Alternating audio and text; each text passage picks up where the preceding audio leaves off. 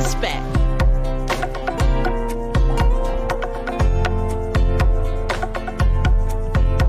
Beautiful.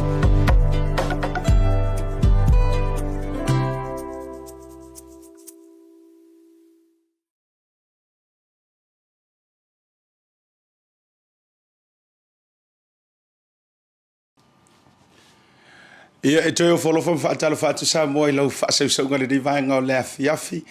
E le toi amatalia I fo o le tautua whaawau mare o nanga lau BluTV e meise le proklamo le Tautai A'e. Mare mruia whaiva o Samoa e meise fo o le tātou watu upele. Ia au lau proklamo e lona tonu waile nei taru o le tu ina antu. Ia e lau ele ma lau whanua si o tātou uturu o Samoa. Tafane. O le tama au le leile nei le tō whāwa aina Folasa. Samoa wholofa whātaro whātu I aupa ia le popo mo upae le solo. Nunu atu whaatini o aunga whapae. Ia ele ngā whitau le maina e. Se whamatalanga tama mele mo tutele sala whai. Ioi, wai ke alaku le pas. E a whele isa tupa I te tu uau. Ia na e moele ni dula se lua male awa. Ora veto a ole pasitu ule si kangamea maka le I ngai whare lima. Ia e whaau e moe o ia sau le me ngoto ai le la. O whorofa whataro whatu Samoa me se oe lea e te whaafonga maua. Le nei maanga o lea fiafi le tautua whaua o lo BluTV. Whataro whafoi. I le sui whaasalala o le tātou o unanga le Bluwave. I Samoa nei maase e luantu le tō wha wa aina Folasa. Ioi, o re kongu mai pe kama. Ia au le tamatausi fo ia ainga masala whai ma to o vaisingano. Whataro whatu. Ia au te whiwhia whawhelo ai mau whātalo whātu I lau whitalinga Asiata ia po lau whitalinga fo le vai malai mā lole on sai mā lo fo I le tau le nei aso au te lo fo ia te le ana I tuatua ni o lau tau wha ia na e tau nuu mai lava I le aso mua lava o le whainga malanga mai e pisi loa pe ia ao na e sau ka kou o I tūlanga fo ia whale hainga ia e o mai lava I le taimina nei ia piona e whitalai le ua tolu e nei au show le Tautai A'e Samoa nei o le lava vai ia makua pis o le foisa ia le fa mo la inga la sonafi ia lona winga ia ele o se tulanga vo le fa pea o sa vacation po sa holiday le te malanga mai nei Samoa ia o le ua au nga fo ilo malanga mai ia le ngata o le tulanga lo ia fala taula inga ia o le fo e tatou te va valua tu nei ma tatou nga lu fa tasi le tatou nga luenga ia ai pe fo le fetala ia siata ia ile tulanga fo ia te lo la mai mo ma sirsira fo le tatou tunu ia o kamasala fa ia e fa pena ona sau fai al tunei la vefel ia o lango lesa e fitalai ia e mua tu oi ia ai atu la pe ato I liu le si pitolo so tu le tu fa sale le ang e mua tau ia tia ia foto a mo e foi le mo le tolu I tu la ia o tau nu ai le ia I lau to fa ai fa talo fa tu ma lo le langi mama lo so I fo mo ia siata Io le nava ai monia au. Tau nuu mai lava ai whapele to tele ia nau mai ni tā whaonga. Ta te whailenga ngore pālangi I wish. Na pesi mai lava I leulua I teimi mana tuatu I titi whātau sanga ma tele toi whairo I mese utama. Ntalu whainga le COVID. Wa tasi lea maenga na mantua laua lunga lona affect. Marona afia I tūlanga o le whaamai. O le mafutanga lea maainga. Ia wamana tua tātou. O le to telea o lae e au mau ia tunu I whafo. Ia ae o lo I nei mātua. Ia po se tama po tina tulanga mo fa pena pita ia ele vela o vaenga le na e Maota I New Zealand ma se utina ia ole tama ma se utama ma tu ainga I Samoa la via ia sa ma saniana te tasi te lua le tusanga mo te sau al melenga fanger COVID ki a fa tusanga ia o fa fala le ngate le tele la to o e pele mai mamai ia ma fala vela o lunga sa tupu le I mafai ma le tua foi vai ia lau tua fa foi o le te suafa o le elena o se matai fa sala lau o pu moni lava le fo o to usila mio me se foi ia I faiva foi o fenga ia ia e pe e lona lua pe lona tolu la unga luenga a o tiu te fa le matai to tono le ai ia o le mua le ma le pui nga foi o tono ai e le la o mo wa no le foi wa le na tere na pisi on na fila pe na tau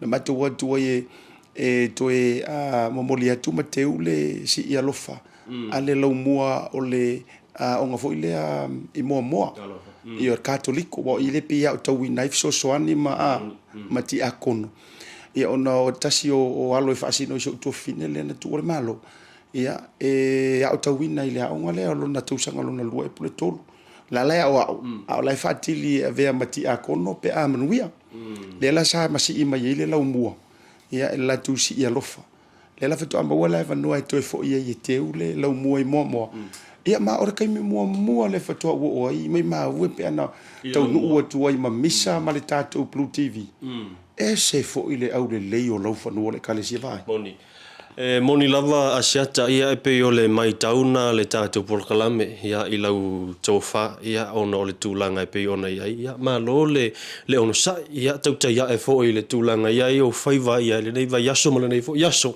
ia ai moni o leo e tā ua le malanga tu fo ina I moa ia o le fo isa ma awai ma le fionga fo ia misa ia I le tūlanga o le la tu nga avanga fo le la tu sa inga tu pe fo le mo le kolisi le telo si e moa ia ona fa pel fa matalanga wasilia ma le se lau tu sanga no fo nga le nei ia ai fa te fo mo wasi la o la o te asia fo le nano fo nga ia tonu fo se sina no fo nga lo tal fa sol pitole kalesia a katoliko ia I Samoa ia e fa malo Asiata malo lava le ono sa ia pe I lava fo I ona mai tau te fo I lau fitalenga I le nga o se kasi se pulo le te pulo ina ia o le fo ua e malanga mai nei Samoa e le nga to ngā luenga I New Zealand lo ngā lue ia o le tūlanga fo I lo ia I lau ngā luenga fo I lea mo alo ma whanau o lo sa ili whaarumanga I le tūlanga o le tātū ma le anganu ia e pe ona sila fia I lau fitalenga ia au te loa Asiata o le I anga I atu I nei malolonga ia e toi wha leo ina le nganga whaftai a tātū sponsors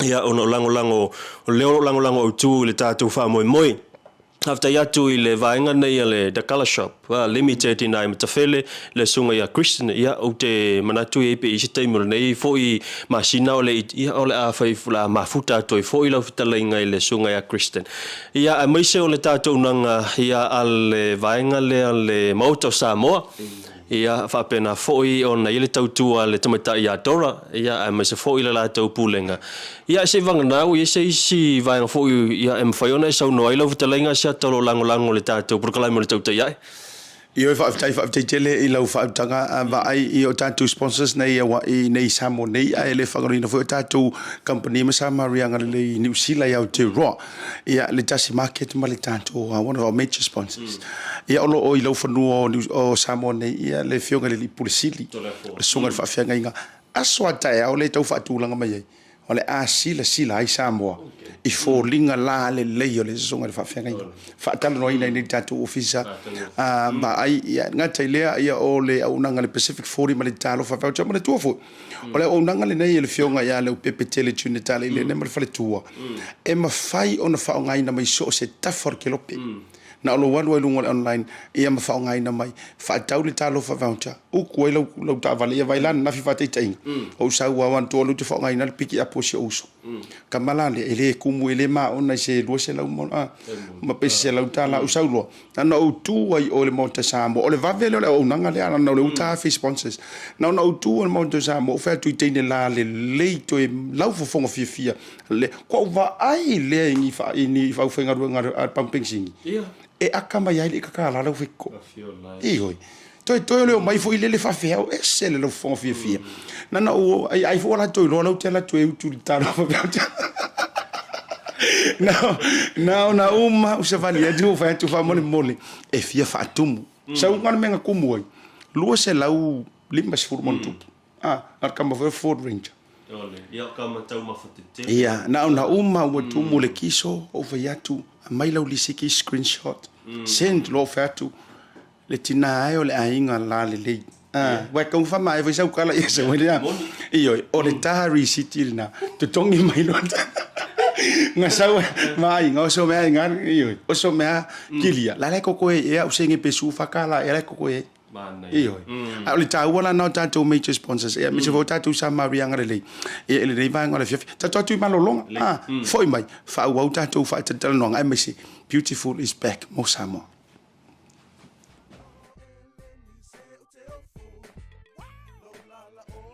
A whai te mo mia o loa mai Samoa, ma nisi o atu moto le Pasifika e peo fiti matonga.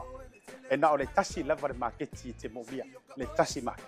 Tasi Market, e le ngata I fua whatoanga, e maua fo I a fee, ma isi me tau mafa mai le moana. E peo na uwhai atu, e te maua uma o loa mai atu moto le Pasifika. O le talo le te sila mai ai, numero tasi lea o loa sa palai mai le atu o fiti. Ako karongi ue fo ia yasoi. Maua foi le umala mai tonga.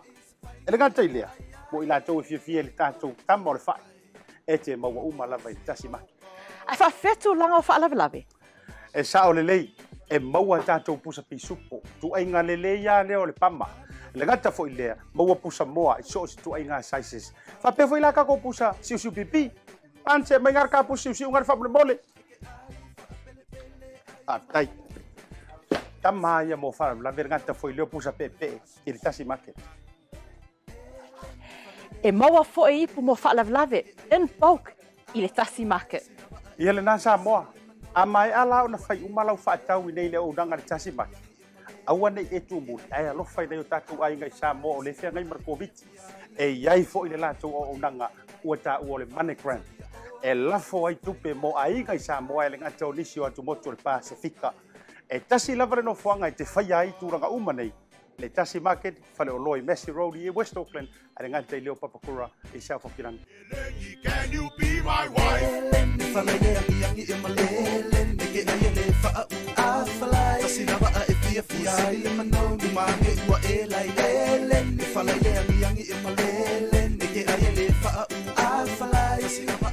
Soya and I am from South Auckland, Manukau. I attended Auckland Girls Grammar and now I am here at OCA. My dream is to help Pacific Islanders build affordable homes. I came across OCA on Facebook and I saw that it was more hands-on. Now I'm here, gained a lot of knowledge, gained experience on schools. Something I was amazed about was the floor plan. Once you build and then you look back at the plan makes sense. So there's something I learned from OCA was how to read plans.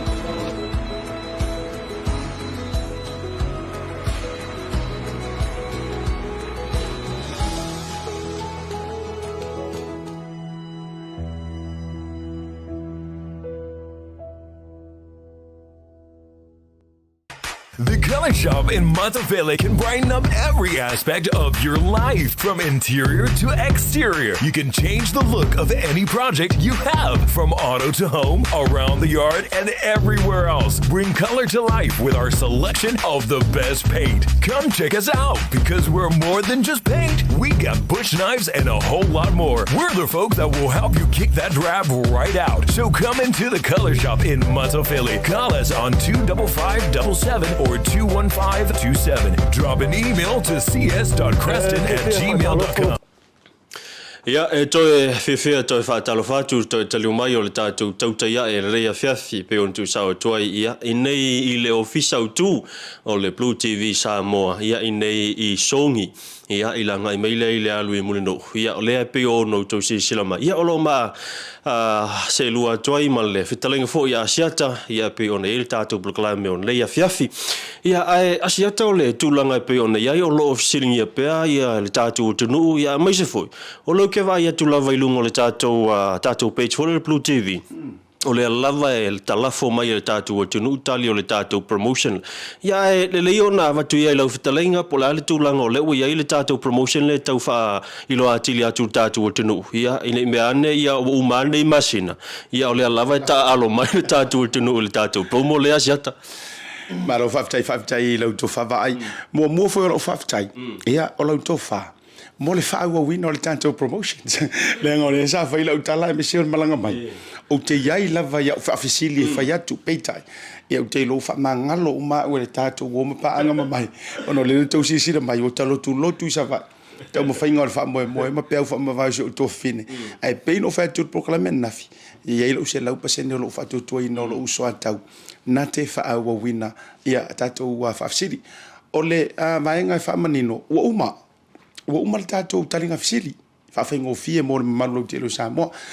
Ona o por kalame nei e toi availa pol pea ma maua pea I lunga e ina ko inga kaka foi le fatu ate ino mata yana po la la kawa ya o la live mai ta se le me wata foi na o ngata to masila fia ele ai so le ele o le mata ile taimi mai fa pe mai wa ile se uri fa mai fa kia so le fiu wali e shout out ta koria o e fiu wali e ko mingi ai 2 days later, I thought I'm por kalame. Fa Maria tu Samoa. Le fa pe ngar fingo sia ka ko amio.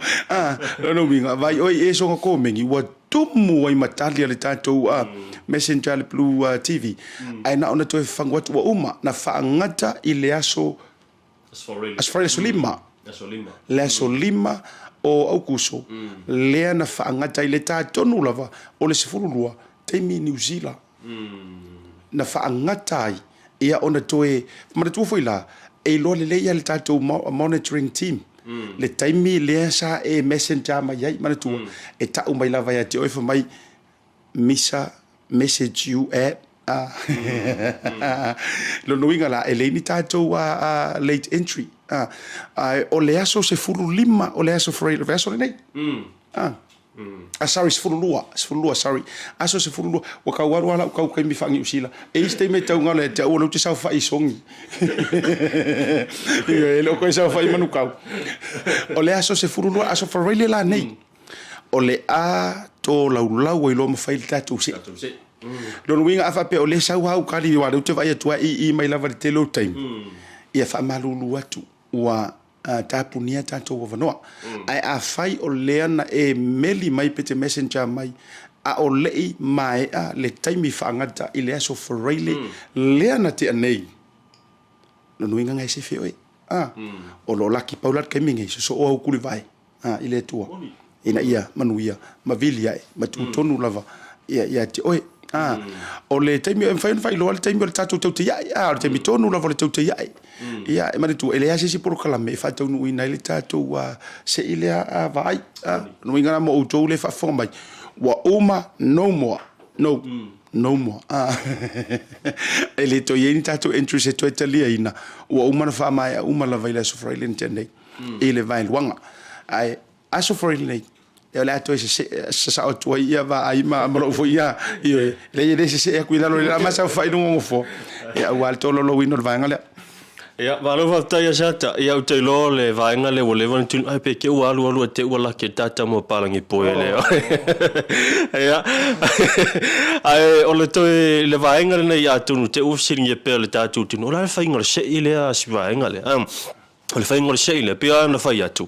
E lima so le vai aso le na amatai le tatu, amata mai la vela so mua au kuso. Se ia pa ia las whareile le na tea. O le whainga la le sa whai ai, e tofu le aso ma whasili. A whatai tainga, a whapea nei la ia wau. Le sa uta alo, latu le whasili le aso mua te uasao. Ia o la so lua o uto e ta alo foi, alu atu la utali sao. Ia o la so non tonu whapena. A pe a toa so lima nei o lea lava te e sao ma utali ia. Maualo ua wanoa o te piki ia. I lunga o le afo, o le lisi foi lea o le alu tonu le toa. O le winga le whamatalanga, e le whapeo I la tau lava lea sa ia o le sa tali mai, ia o le alu tonu le toa. E whapena la le piki ina o se tātou se ilna. Ia ma o lea tau vai atu, ia o lea na whailo mai le tātou pūlenga. Ia o ila tau ia ua filifilia ia pe to valu e ila tau ia ua o ila tau ia na sa o mai lava la tau tali mai la so nga fua e o ila se farile la so na whaangatai o ila tau la na le ua whapena on saufanga le tātou troa le e wha moe le masina lona winga o le top 8 le ua iai tātou o ila tau la na ia whai le tātou sei po wai lea o le manumalo le tātou return ticket ia I se teimi o le masina o se te masiata Ma lo fa tele no winga la. E to tele le au vala aulia. Ai to titi e filfilia. Ma nga yang nga kala. Fai ka ukusi ka ma no isa mo. Ia ma o family no ngala le u fitale e va ai. Lo no winga a fa pela e lima so no fai fesili ai na le fa u tali sao. Ele o le vela. E tau ona lima u fesili, lima u tali, lima u sa. Ko lua me momia. Lima fesili, lima tali lima sao e le ai se alofanga le se fa pe mai na emisia proclame na fea e le se tato wa manatua o le tato promotions e conditions you must play on that day. So le matali mai ma involve mai ia fa fe ka o le malanga ma le toi foi mai ma le toi foi atu Samoa o ia ingala na ma vanga fa pena o ta ia ila vai ngale le toi atu malolo e fia fasinga o ka mai kala va ai I mele le wo va ia masuinga walanga o le ko ngekianga ile au vai nga ia la manguia wa le tisa no pe to valua Allah, lu wingo la utala. Peko ikiki se lau mona tupu ila to wina tali mai. Ale la na le to avalu. Ia e sawa ila lu tanga te sao mantali lim. Anyways, se fatula utala le no malanga mai nei. Ole le fa ka usanga le nga misi. Te le swinga. Eoi. Te le swinga tawa. Le wayai. Ile ya tata u Samoa. O le si vaenga mana ia o songi. Fiu ka usu sa upaka. Il taulanga. Ioi. Ai fa mai ngai o ke o te fiata. O le ngalo ngai o ke ko ngor makavali. O a sa mai ni usi lai le me ele se paka furi. E paka kokong. A o le tau afa ko o ka be. Ui a warang kokong, a warang kokong. Fa mai awa ka ko foi fe o fatu. O a o te sa mai ni usi la. Ele atu nu e kokongi so kiki so seme to titia o matongi ngai lu molo fali iyo ai ola fa fetainga se o vai nga ia moni lava o te lo fa fetailanga ia le si fa kau e sa ku ai lava le so ato le fa to ele fa pe nga vale ila to bolo ai mana tu to tele ila to malo le tu olo fio mai fa ta mana ita mama tina matua male tau sa vali mai mema ai manga ai fa pe e vengi sa fa kau paka ilumo eveng ai paka fuafua ai fuala fu Tasi na vai ngata wo vai nei malesi la tulanga la walunga la vai o le mana io o ora tele le saule wo ai sau me le tua ananga i taulanga pesenga le ele fai me foi mako ora la yo matua mana yesu inga va ayo tu Samoa Ia, e moni lava Asiata ia e pila foi ona e taua mai a felva enga nei o tātou paka foi ia ino foanga ia. Masa no foanga nei taulanga. Vaetolo pau no foanga ia o whaapi e tātou mita. Ia o I le tātou Beach Road le anga I mai I le taulanga. Le piona amata mai I lumol e yanset. Whaasolo mai le na il mele il a mau. Ia sawale ia se ia pa ia lumale plasa. Le nupi wha plasa. Pauna vaenga le ia tātou mikanga e pakai. Aro tō tele la o le si vaenga. Ao mai nei o tau alo se mo le melo tong o mai le paka I luma po tuane o le RSA e matuale ke ale isi le la mai le pitole na ai ia sefela na luata la pe limata la le o le a faina na te silafia e fai ai mai la vai gaming e o la santama e motino lava alu le silo matua I te tonu even ia po te titi kavalesi a fai tu laina ia tau sa ili lava o fo nei tama ia ai o te loa Asiata ia o le a tanga ia tu sinta malolonga o le totali mai o le tatu malolonga ia o le a to mai moai Biolo vai atu ia o le ngei le kamalo palangi poi ali o le ngei no fa pe ai walu ale fai le tapolo kala me vai a ko isole e la mo ko inga na o ilo le ia ili tangata ese le wa fere o ficha no fa longa tu pe nga lulu fo ile le lotino o te wo mo le tangata sole o palangi poi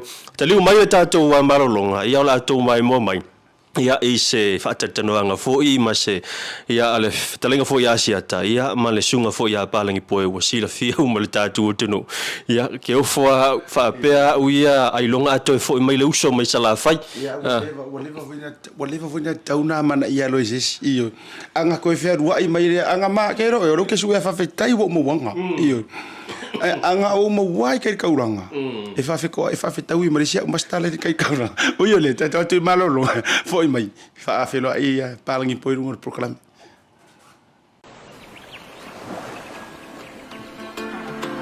Now that is beautiful. You think that's beautiful? Look at this. Nah. Waves without crowds. This is beautiful. No, this is beautiful.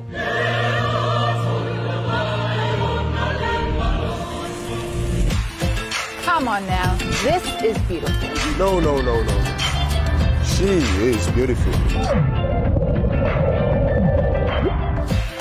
How's this for beautiful?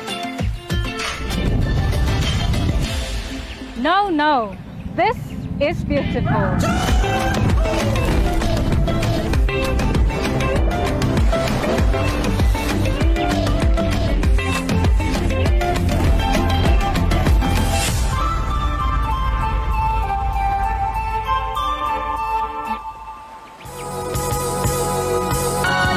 O le tautua ma le au nanga o le Maota Samoa Service Station nei tuanai matu. Mātou te utuina lau sā ma le tele o nisi matu au nanga ese.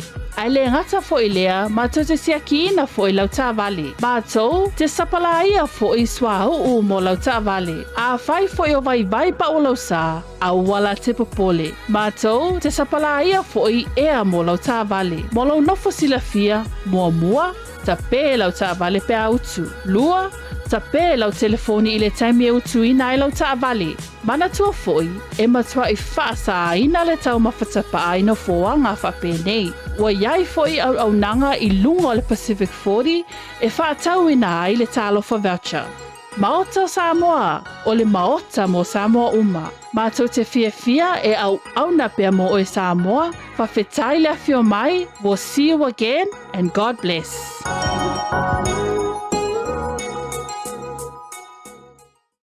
Toi Vaetolo whātu Samoa le toi te liu mai ai o le poro kalame, le Tautai A'e lau whanua malau ele lafu le mū mātako fio Samoa, ele ofisa utu o lau BluTV ma le Bluwave, e nei songi.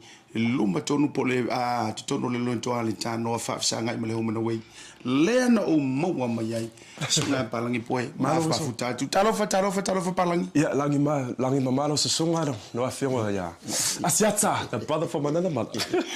Eoi. O lea fo ina tā whiloa i lau whanua o manukau maa o te roa.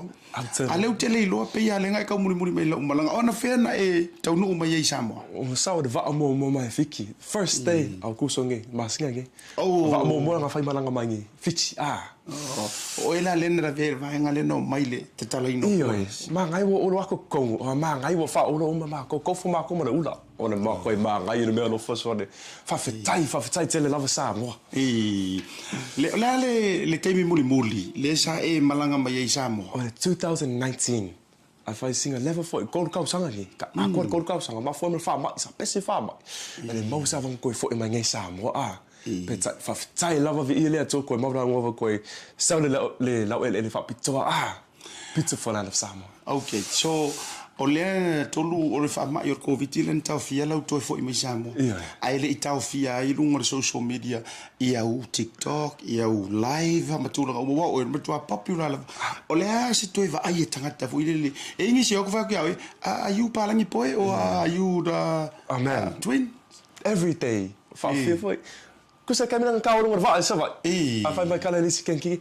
Paling poi sa ka fai ska TikTok. Makiki wa ayo sa wa. Afai ma TikTok mai kenki where were we? We were in Upolu na fai. Lungo le Samoa. Mali skala kenki for mai. Chami fai ska TikTok. Asa fai le si ati le fa solo ma fa. Afai ma TikTok mai kenki. Wala ba for what are you thinking about so le? Ona ofisiri la wale tele o taimi fo te ai. Pe o tamaitai lava. O le aunga leo au mei e whai e pe e na o tamaitai e tau whai a tō sina mai ele ini tama. O fwoi lolo mo kua. Le wha pe o kingi la eke o fwoi kakamako kua me. It's just, you know, they like the palangi poi. Fi whalonga mena kau karanga na Samoa. Feo lolo ai le kele na Samoa. I like kama whai maur kuranga pe o asiata o le makua i seke Samoa ka malo.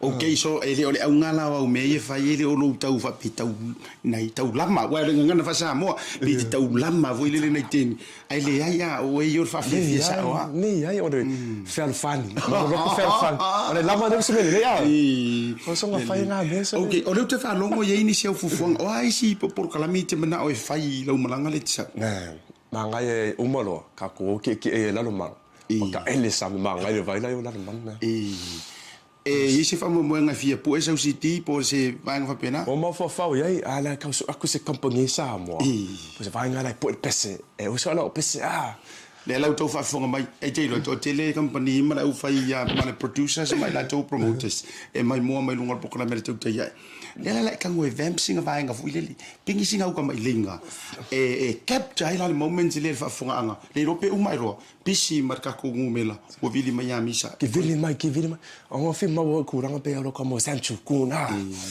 para sama ko pisi ke le kamera Sancho kun le kaimingi ia ai kango lai pingi singa uka mai linga sina u pisi fu ile le tali mai io se o se lo pisi tali mai o lo ahu se ifa amahu I lo uma fra that's enough for right now I wa fa di kong for the mama I want the ass like put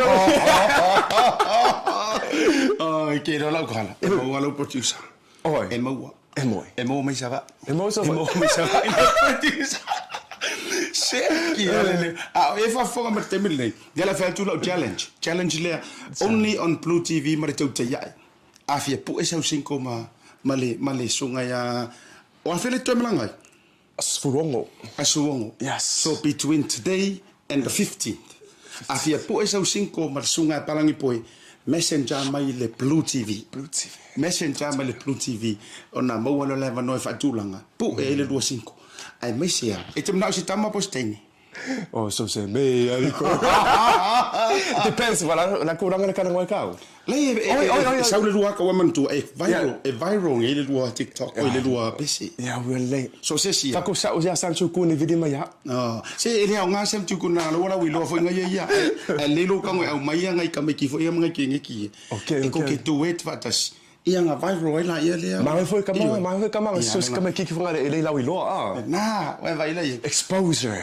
na tonu lava ale yo il tato malolonga la tu na tu lava no le sunga ya palangi poi fa sina utala mana ya wala uto tala Samoa beautiful is back that's the female tourism ile nei tu sanga if I lo high tourist o toe matango fie Samoa mo le asesima ya singa mai kawa e o maulo anga ngu Samoa ko kele foi kama ki New Zealand Australia ma Amerika ele ko ilo le fa Samoa le kuma anga fa Samoa so mana Taupea ka sisi pe ma ka usile anga fa Samoa remember where you are from fa momo le ali ime o malava nga ke fire God is good all the time God is great and follow Marco and continue to follow us BluTV Tautai A'e Asiata uso fa pelene God bless na fa wauta to por klam e mai ta to fa salon fa business ni. The reason why I love Talofa Voucher, it's easy. It's super easy, it's convenient, and you can basically order anything online for Samoa on your phone and really right here from my couch. It's that easy. You just go to www.pacific40.com and then you select from a variety of services that's available on Pacific 40. You can even select a shop that's close to your village. So if you're looking for a way to help your ainga in Samoa, this is the perfect way. Pacific 40 Talofa Voucher. For you, for me, for Samoa.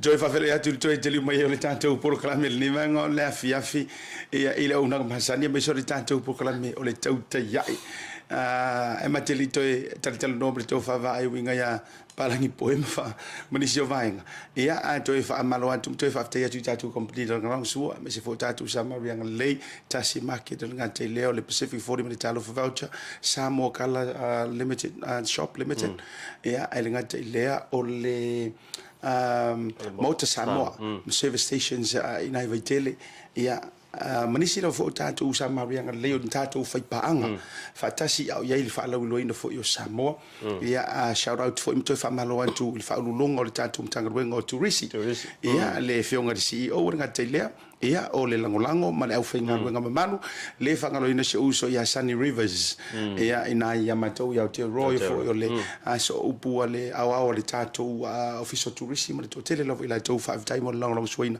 o ka ia pa ia sa sisi ma fa ngam palang poi mana ia le fa tano nga masiuso siuso ia palangi poi ia ue kau mau ia mea le lile mo tau so sa o tu le palaka sa le tala voia na ia tau so ia va kau vit le manga mea o tau mo wa fa le mea tama ai yo le tilo lo fa tinga wa le to na ma le ina na ma tu sa va ma tama le fa le lave o tanga ton tu ala wi loa ko ki le sa mo le lo e ngol le sa mo sa o le ai tasi le vainga taua o pu ina ma o le sona ma ye le maftanga ma le songa ya Jeremy o le tulanga lea ele se ai ngor ko mikile nei uponu pu moni lava ele va pe voile le fatula ai le taua tu or mele moni ele se ai fa pe a mea se vanga na ai o le tele ona wo io o ila to lo anga le ma fi so ani ai ia o kama foi lá ele usau fia ngo fose hotel le lo fa yu mo kama te lo mai e fai ka un ano ya o fungo lo o le kama le uma tua solo e tau sami e ai so se mai e se le tau singo fie o le olanga o le tangata foi lele o le palang ai o matua i no fo fale sa tu ya mai le olanga fa samo kamala le he's a survivor e survive la va so se mea Bana ya. Sungot palang swifia nga folot. Ia le tulanga ole ia maftanga nei. E moni lava siata o se fa tai foile si uso sia. Ele se senga ole. Ia ole uso ia palangi po. Ia fai ngo ia lona ngo wala wiloa. Ia ma tatou fo. Ila uti tiro o palangi po tangata palangi. Ai fia Samoa. Ole tangata fo Samoa. Ele temi fa kalongo ti ole fia palangi ia. E kelo ele se senga o palangi po e man. John mele wo ia ele fa pele ia tu pa fa te tena se fila ngalo. Le o tatou tala no vo ile. Mo tangata fo ile na fa na uma so fo e Samoa. Pe ama le lua tau sanga mo balo New Zealand. Ia wa mata ona le manino le tau tala ngana Samoa. A te lo oe, te fa pe uma ia se fa te inga fo ile ole. Te mai ta ina lu America Samoa. Ia lo to pe ama le tolu va ia sona lu ia. Saulo le o sau mana to ta to a o le fa fo ta a mai ro tolu pe o ta to turisi. O saulo le ta mai ta nei fa taula na ili. Java li vali mai lo ile ai vo ile. La fa le voli, le voli fo ia fa tu per tu pulanga. Ta pili mai le ili a sole la. Sa no le sa fa ile no le povoti. Asa mai ale la o te ia la au voli ma la u tapua il fa lo tu le tala ta mai tania. As mele mu. Asal la mele o palangi. Esa dengan kami ki vai vasenga. La sa fa ya, sa fa. Ala sa fa mer palang kami ki palang ya ngai pesing. Iyo ana lo fa kule ai ale apol palang ina la ki palang ki kilo mel ki. Ai fa ko le palang. You wanna eat? I found my my phone for me kiki. Ro my phone. Ai oi. Ai oi ya. My no eat you. Ku so ro nga ma phone. Like il fa sa ole. Ai oi. Ala my no eat you. On ko nga mi nga mo. Ya fa wa de palang ni sa mo. Ai fa te fo ya Jeremy. Ya awa fo tu lang si so ye se ke ngofo va ye sa mo as. Mai le.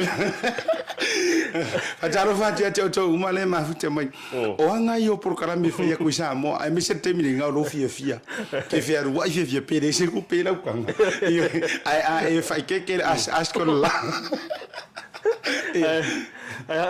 Ole tulanga na Asiata. Ai fa tai foi. Ia ole sa o isa va ia luso. Ia o ta tala no foi wale sa ma tu sa va i ma tu wa. Ta no sia na mo sa va no foi le nga ia ma sia ini so mata anga sa vai. O tala no mata anga. Sa ile mata anga na ma tu wa fe so va i lau fetalenga Asiata. Ia ole te le to ta fa i lo mata anga foi le ele ba fu mai fo ile le mo ngamu ia o no pa mo ngamu na vai te mo ta si vo lima ia na ia ila le ia fa solo no ma te pul kalambe ia u te lo bo fa solo fo le lo tam fa mata tala ia la vai fa mata la fo le tulanga fo le ta si vo lima ma me fa pena ia ma fu anga o ele sau ale o le tala se ia mau mai ia fio anga fo ia pe nei le nei polu le ia le vai le te tau fai no na tala salamumu ia salamumu ia o le vaenga la le lu tau so to le tau fa siata ia fatoa fu le o mata to a lua le mafo fu le ile tulanga fu le se me la e fa mata e ngalo ia taita e le taimi ngalo ia taita la tala la fa ia e fa malulu o te fo i pa i o la fio anga o sale mo ia wa la fio anga ni sa o le sa to mata tu ia o sale mo le sa tau sa tau ona ta o sale mo ia o sale mo le wa lu ngol pro kalam ia te lo o le ale fa ina le tulanga ia la mata mi fo le ai ropo foi dele ai wa ai na ro ro tala e pitau ma alo ai wa ko kele uku e pitau ma alo ai lo se fonga o misele o mo te ya le wa le sana mo ai yo le fa ina samo o le tu nu e mai le tava ai ona fu ai u te me uma e ma tu ma tau me uma le lofa ai wa ta fa so le banga le mana tu e ai tala tu talinga ma tu ngu tu le tanto tu nu Tasi la lea tala ia i vaenga o le moli maua e o whailangi le wholonga. E iei le mafuanga. E lo fo ile pese fo ile le pole me tisi ia. Le ile pese lea e le tutupu fua mea whapena. Mea whapena. Moni. E iei la mai lo ulai titi mana tu o ile a fua mai le pese fo ile le masanina pe pese le sto tele. Ai lau tele i lopo la le winga. Au e ta fefe le a fila ua mu mai le laitu. Tamata ue le tua tane fai mai wali pupu fai pule o sala fai so ia le fa fifi le mu ae fai fa mai le tala anga o le vaenga lea ai ua o a ia susa ua matua le toi loa le tua tele tulo wa le fa fonga e mala malama se vangar ka kai le sau mai ele ia na afia le olona fina ngano le tala le a o e tonu e tupunga mai ele nei mala lena o inana na to ele sona mai le tau mana tu a tatu tala no ele nei o i konga fa le liu il tu ia moni le tu malole o i tonu ile fio anga wa vau mana tu ala ai fa mai wa ia le tu langa fo yo le i tu atu le tala ngole mel nei fa mai wa le to e on tanga tele lotu ai o matua o e fai ola to manga e io no le tulanga fo ile tupu wa e o le tulanga le tamau ai moni pe ila wa se tia ile malu le teita au ua mawe me foi le wale o le farsa a wa nga i mape ako mamu tulanga fa pena e le na matua te ia na ua tula ile mala le afi ia lena so solo mai lava e sau i tua ile ala tele mana tua sa malai o le foi o sale aula ia o le ala tele a toa sau tua sa malai o le ile le vaenga ia ai pe se fe mai lava na o le falsa male to mau foi le taupo le na sa wali o li o sai ile le tulanga o le lava o le mu ia maliu lava ma avea e malava mo ila tau mala mai tulanga fa sainisi tulanga vai ale ia le lana yai na fuai ona tawasa mai le sami moni ia nisi of yo anga nei o ila tau lana tu ua mai sale aula ia le na fato ai tuai salamumu a ila tau i samalai ulu po le ala tele le ana to ai mai le mau ai le au va ma tu ala o ingoa ia o suafa na mau mai le melea moni na faonga mo o ha ma me na faina faonga na itua ai na vai taimi ma inga e folau mai ai ia le na leina to ai tau nu loi ele le tua masanga e ina ya tulo na fo ila inga sanga o fale mai se fo no fo ali o le tupu i fatua masanga i maliem e fenga ele na fu ai lo na to ai tau nu mai ia ma fa ingoina lo ina o kanga folau mai va ia o le au va le na leina mau lo ia ai alu le si vaenga e tuai safaka tuai safata ia ola lo mo fa tu masanga mana tu ola mo safata e tu malo mai ya tu masanga ia le na ai fola to ia ona fa ingoa le ma fa pinde le na ele ma fa no go to pule foi ma ane le pa ia la inga malosi mai la to o le ato ai to nu ia ma fa mana tu nai ila to no ese mai ile le mala ia po le sala mumu wa o saonga le o tau fa va ve tatou o sala mumu a o le saonga o sala mumu o le mumu ia vai la e tau mai le ngole la tali tonu la fatua e ia ile me ua wotu a fa lupe foi la mole silafia le toteli a ele lo fa lupe o sala mumu o fa lupe o sala aula o fa lupe o sala mumu to lo wale fio o le lua ma pum sa pesta e tena ne foi se le aula mala ne fa tu funga ngal tu funga ito tu funga pura tu funga lofa ai fio lo fa lupe ngole auva ia mo fa lupe o sa mala mala tele fio la ing santuala tuala malona fale se furu sala malona fale bal e afio foi le mo san tuala mi so tapa o tosi mala o san muli anga ia malo to lua te banga vai fale mo to fitalai mal malo te san muli anga fai ngofi ia wa kele hale va le o ka vela nga manga lo sala o nga to vai le tele me le ia ai le tulanga le e taua wa vai nga nei o sa o ino te le lo la curriculum of education sa Samoa ile longa po o ile history po o ia tulanga nei ai ia o mo te tunu e taua pe ale toi fanga ia malama tatou tupulanga la vawa me ser fanau e ia fuanga o me fa pena va ai tulanga le moni lava la futalinga Asiata fa tai fo i la futalinga Asiata ile tulanga o leua e toi fa manino atili le vainga ia o te lo fo i o la tofa ia o ro ia ile ia silfia ile tulanga le ia lo to fo ile tofa ile futalinga fa tai o leua e pa ia le vainga wa me manino lava o le sile tau o tātou polokala, me mala unanga nei tau whaasarala.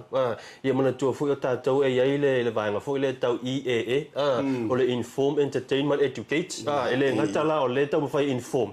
E tau mawhai e tau whaafia atu. Le pe ona tātai talanoa. O le tūlang fui. E hao atu ai nisi vaenga tāua. Ia pe ona tāua fui. Le wao ngā fui lau tō Asiata ma lau fui e pe ona e whetalai.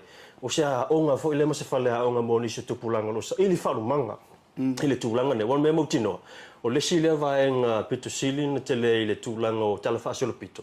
O lo sa ili wharumanga ai nei whanau tūlanga o lātou ai eis, ai ngana Samoa. Ia whaftai fo o lewa e tala lea vaenga. Ia pe ona, ia wa mafu fo ona e tala. Ia o ngolo kasasi fo isa ia ina na mai aso. Ia e talo sia ia, whamali atu, ia whamanga o mai. Ia le te roa ai u vai lupe o e fitalai. Samoa pe o le tu malama. A fai fai ua sala i tua ia sala au mua. Ia lango le rua i tu mua. Lango le rua i tu mua ia tu lou mai anele fio le tu ia ftua whanofo. Ile tō whai me tua ia tafua. Ia e teina de fo ia le tauanga ese. Ia malautina lau lelei. Ia male mamalu ia te o sala au mua. Ia le o kamba foi la fia te la sala au mua. Ai se mai o lungo pluti. Ia e wala to tele ila tau mel mata. E mai moa mal following le mai mo budi ta il tatou au nanga. Ia mbole to le fa malo. Tele matanga no mai tau mi foi nga tai le o le popuitanga. Tau vai me foi pe o kofu o i piula ke. O le vai lea. Se fai ala utala. Wala o la o fa fesili. O le pomori o tira ita ele la vai vai atu fa fonga Samoa. Ai wa utofo le vai le tua ta o le o fie pa ia vai o le tama. Tua la ia o tele lopena no o ia maile. O le taufa le o le fionga le tama ai ngana matafa. Ta ilo la ia sesia vai. A vai le la kofu. O le tua malulu lava. Ia le vai ngai me mika mai ia sa fotu ma sa mo le vai isa. Ia vai isa. Ia foi la io. Le ka o gro fo ia sa fo ia le vai isa. Ai la le nga fa mai te. Wa e ko fo le vai piula. Io. O le la o te tau fa afsili tu ila vai. O le vai le ia sa vai sirika. Vai sirika. Me i mai il vai isa i sa fotu. Me i mai i le piula. Ia ma le vaila le ora meta afa. O le sa ko kufu. O feo ngi vai e sili o malu gure ta tultulia. Ia hala. Ele mo foi o ta tu ngai la lo vai o mato. O te fa pe le ia tu mo lo ngal vai sili ka Asiata. Ai le tu langa le na ta ua le vaile ai piula. Ala ngol mato ia sa masani ona ta ele ai. Malulu. Ia o te loa le vai nei le taimina nei tausanga o makua au wal maruru ma tele i tofu i laso na matau oi nga o i loa i si tauso ia Ryan nga o Ryan na tofu i lalo le vai le niwe le nga mana tuana sau ka malo laso mua fata asau i mo mai lo i mo ruo nei la mo la te rua talo forma la fionga fo ia mi sa usili lo le tamalo ia mali tau ni usila ma si sili mara ia ma o vela le ia fa maluru le ia o te fo ile le taimina o le hotel so le ke o ma poko mo ma poko mo o le o te vai atu le ki fo ile le man tours fu ngo nga ta ile fa mer kamalo ele pieces fu di mames mer kamalo nga ile ma sangi le ko inga yo nga ia pe la lu se fulu lucky le ro ai te lo la le fa la utala ile o nga le piula ia o fea fo ile na fi na ma se fulu ele umia peli a to se fulu me o que usela no va mo ilunga fa me fa que kilo come que era uma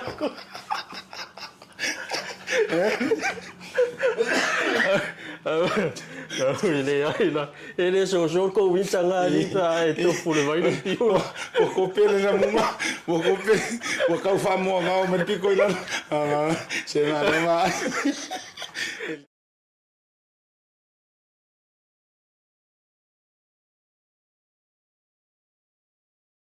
Alo no ata lau fitalenga Asiata. O le mana o le sa te lea vai pio nei vai silika matou ia sauma mai va pena. Ia e pau ale vai nga foi le fianga ia o le malu. Ia o tatou nei e velo le tau ia pau ale o le vai nga tau tatou mapu ia o sina vai ta ele malu. Ale foi ta o le vai puna le.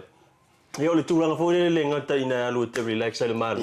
Ia fa pela o tanga te foi le o leva na fa unga luenga lias. Ia no winga fa na ta fa ia tu fa la wilo fa pe le vai puna. Anga ia le ngata ina malu. Ia so sani fo e massage lo tino. Ia wala o ta o vai puna lo no winga se vai fo le e ona mata vai fo e puna ilu. Mali sa le vai. Kamanga i ko lu fa mata. Pe kai pe vai fo ie le o i vo to rua. E usila. Io. Mangai punga mai io jala tuala e ai mawanga na kama punga keli kamaran ngai peo puresa peo fanga agora fui mu io kamaran ai ka kierma ko vai punga sa o kongu ka ele ku ai waranga i te tonu le vanga mole tu fa malo sa mo lo fa fo mo le vanga le fiafi mana tu la se ufanua lo ma va alanga lo ke faia au ki kiro ko mo we wo ku mu mai te fia na tu mo we te fia na tu mo we to va ai po to longa le papala po ona sa ma sa no fo mo faita we ya me ai sa mo re tu pele mana tu foi ia ole ala fo le va tanga va ai e te wurunga tu ma por kala mel ne vanga ole fiafi ai mo le to lo fanga i wo pa anga mai le ta to BluTV mai server por kala mel te ia ni vanga o le afiafi Australia, Amerika, Hawaii, so se tafor kilope, mole tu fa malo fa mnianga. Le ngata ile, fia mole tu lo fa ngam fa mnianga la soifo o yetia. O le tu a ia o sia o le tu fine sunga le tuala a Queensland to lupe. Sia le tu a le sa fa longa ina la soifo ia nei le fianga i malia me se fo yo piene ia happy birthday to your mom. Talo ile tu a to e tu ini si tu sanga stele. Ia manisi yaso manisi taimi e mafuta pea ma waile fifia me se foi o fanau ia mo grandchildren mai la to uma o suli mai le tinama na tautua ia ai na fotu vai e taurunga ina ta programa le vanga la fifi ia fa tele Asiata ia te lo le ua mai foi ona monmoli ia ni so vai ngata ua pio nei foi fa manu yanga la soifua ia ai haole i taulunga fo i tātou proklame to mori le nganga whaftai fo i tātou sponsors. Haftai atu le Colour Shop Limited tina i matawhele, haftai atu le unanga le Pacific 40 mana tala voucher. Ia leo pepe ia se fo i le filto ia whalute, i whapena fuan haftai atu le tamata ia dora ma le pulenga le tātou Maota o Samoa, ia ina i tōna i matou. Ia e toi momoli le whaftai tele ia tātou sponsors. Haftai atu le tātou Tasi Market ia o lea mātou te mafutai nei ma he sunga fo le whawhengainga ia to le foa. Haftai atu to le foa ma le tautua le tātou Tasi Market. Haftai atu i le tātou Pacific 40 ma le tala whavocha. Ia lau sunga leo pepe ma se fo le whantua ia whalute. Ia o dora ia ma le pulenga le tātou Maota Samoa Service Station i nai tōna i mātou. Ia ai maise ia o le sunga ia Christian. Ia ma le tātou vaenga lea le Samoa Colour Shop. Ia i nai matawhele. te le lava mo la tu lango ia ai mai so la tu tua ia ai o le tau lunga le fa le tatu por kala membre tu te ia na toi fa mana tu al tatu tenu o le ua tau lunga ma ua mai al tatu ta longa fo ile sa mai el Australia tatu promotion na o no le mai tau atu ia o mai lava tatu taxi tatu tali e fa malulu o le so limo o kusona fa nga taili fululu al valua ngol po o ia le fa moe o le aso se fululu le masina nei no wingola Australia le vayaso ni tala tutai au ia e fa pena na fa ele tatu se mo le to tas o le manu malo e fa la valunga por kala mene o to ia el Australia ia o le fa pena na manu malo le tatu return tickets ia le tanga i mai ma to e foi ia i New Zealand i se taimi o le masina o se tema ia o nei bainga na to fa manatu ai manuia te le lava fa mo mo fufuanga le tatu tenu ile nei afia fio le asolua ia tatu to feloi ia ile aso taiao ia male talinga fo il vai mlaer to fa asiata manuia le nei afia fi fa safe ia safe